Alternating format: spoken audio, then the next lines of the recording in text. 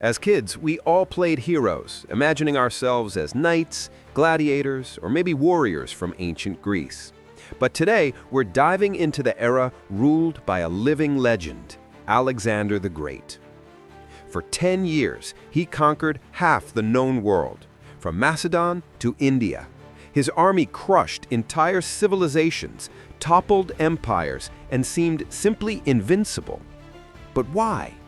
Was it only the genius of the commander, or did his warriors truly have some kind of secret weapon? It seems the answer lies in something more real than mysticism or magic. Have you ever wondered what these people actually looked like? Not the ones you see in textbooks or Hollywood movies, but the real dust and blood-soaked soldiers who didn't know defeat. Fasten your seatbelts. We're going 2,300 years back to look into the eyes of history's greatest military mechanism. If you think this entire army consisted only of the famous Macedonian Phalanx, you're missing half the picture. Alexander's army wasn't a militia, but a perfectly tuned, professional mechanism created by his father, Philip II.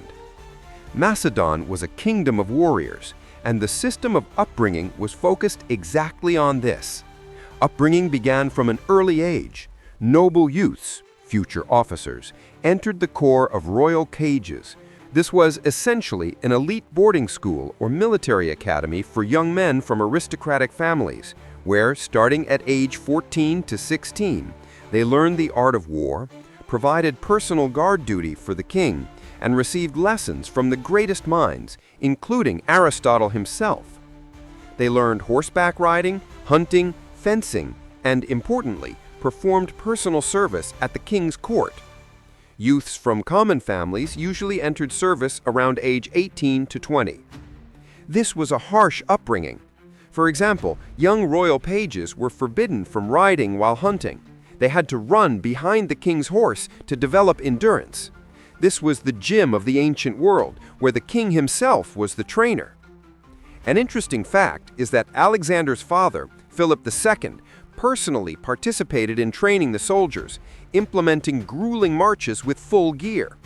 He literally took all these village militias and made them the most powerful army of his time.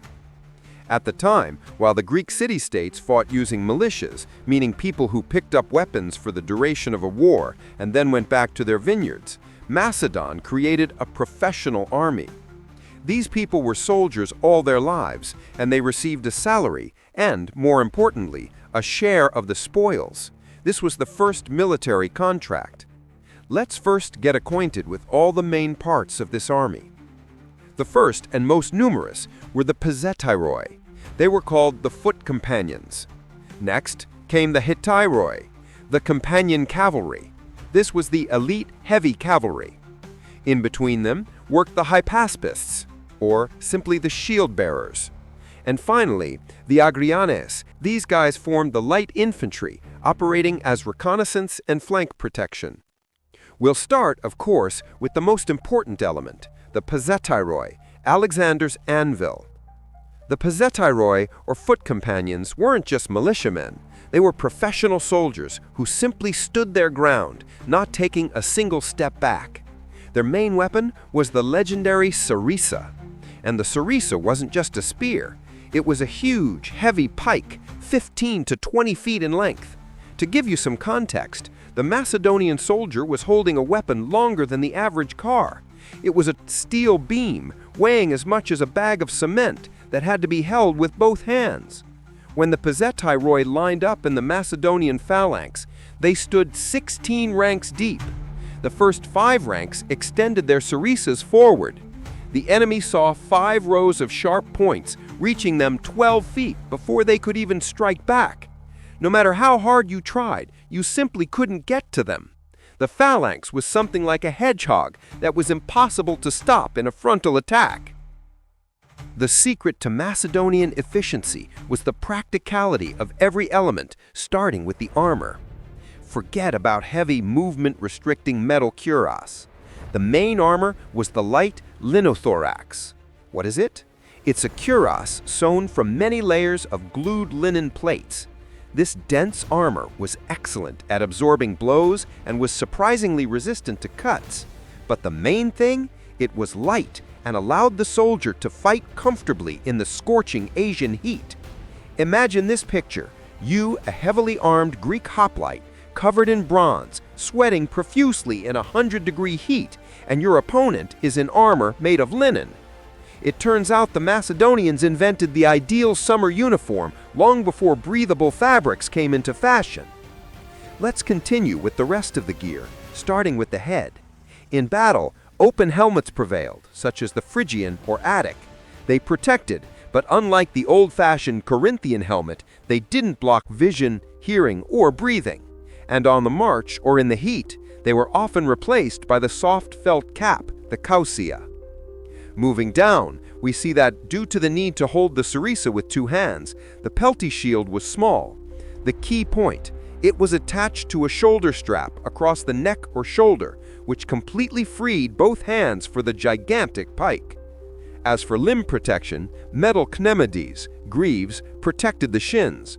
However, to lighten the weight, soldiers might wear them only on one leg or skip them entirely.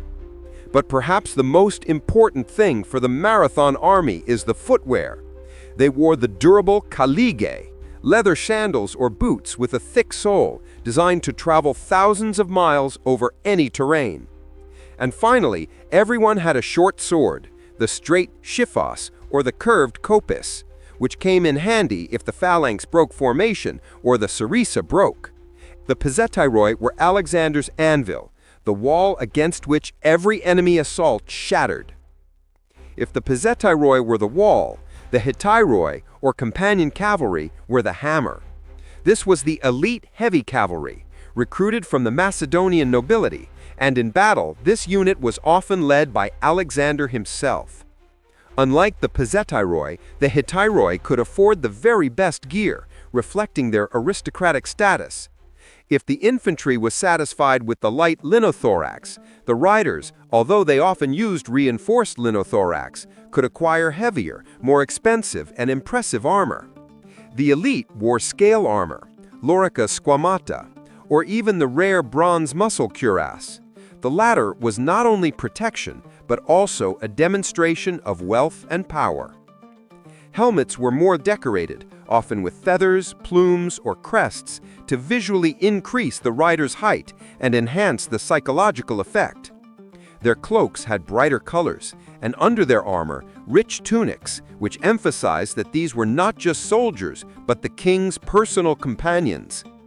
Their main weapon was the ziston, a powerful cavalry spear, 10 to 15 feet in length. It was ideal for delivering a ramming blow at a full gallop.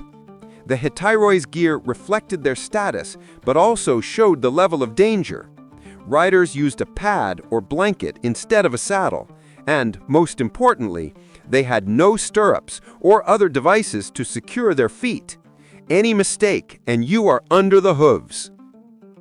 And so, between the Macedonian phalanx and the fast cavalry was the unique corps of Hypaspists, or shield-bearers.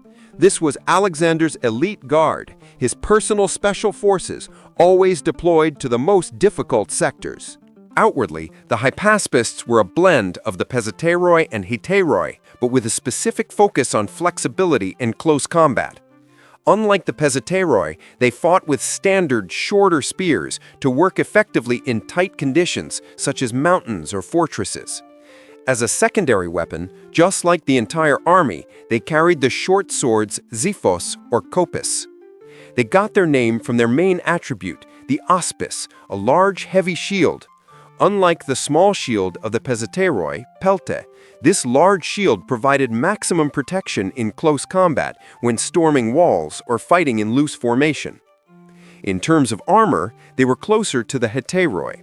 They could afford better gear than the rank-and-file phalanx, for example, reinforced linthoraxes or even light bronze cuirasses. In general, their armor was stronger than that of the Pezhetairoi. Just like the entire army, they wore open helmets, the same leather sandals, caligae, and used the practical cloak. Their task was versatility. They had to be strong enough to fight alongside the phalanx, but fast enough to escort the cavalry. Next, let's talk about the Agrianes and Peltasts.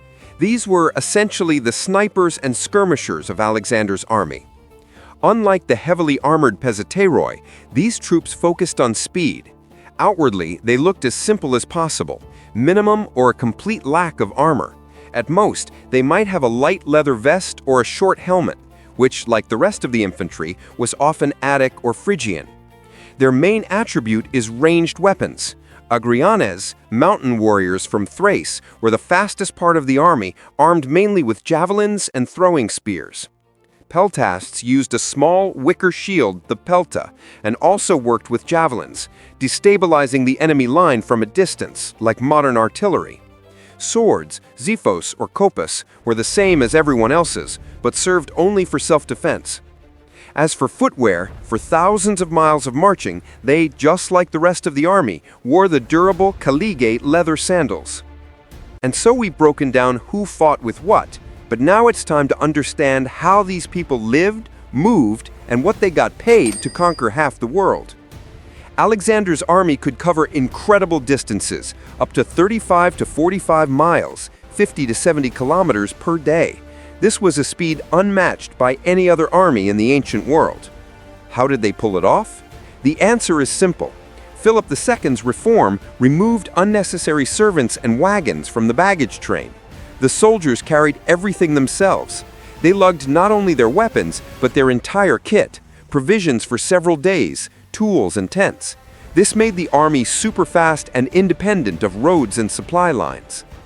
The professional status of the Macedonian army meant that risk was paid, and the pay varied depending on the unit's elite status. Let's start with the baseline, Pezhetairoi. Exact figures varied, but a simple foot soldier could earn about an obol a day in peacetime, and on campaign, this amount could grow to several obols or even a drachma a day. To give you some scale, an obol was a small silver coin, about like loose change for a daily ration. 1 drachma equals 6 obols and was considered a decent daily wage for a skilled craftsman in Greece. When a soldier was earning a whole drachma a day on campaign, it made him a highly paid professional in his field. Naturally, the higher the status, the higher the price. So the Hypaspists and Hetairoi, as the personal guard and aristocratic cavalry, had wages substantially higher than the Phalanx. They received a premium rate and, crucially, had priority in distributing the spoils. And finally, the light infantry. The pay for the Agrianes and Peltasts depended heavily on their origin. Their wages could be the same as the Pezhetairoi, or even higher. In this army, everyone was paid what their role was in the victory. But the steady wage was only the foundation. The real money soldiers made came from the spoils. Alexander used a system where military plunder wasn't just a bonus, but a part of the contract. After every major victory, for example, after crushing the Persians at Gaugamela, all the captured gold, jewels, and property were divided among the soldiers. This was a colossal motivation. Every soldier knew, first, the risk paid off. One successful campaign could make him a rich man for life. And second, the king was generous. Alexander always shared the spoils, which guaranteed the absolute loyalty of the army to his commander. The soldier's ration was maximally pragmatic. It had to be light, nutritious, and long-lasting. Provisions practically didn't differ between units. It was mainly barley or wheat flour, about 2 pounds a day. This flour was mixed with water to make a porridge or pils, or baked into simple flatbreads.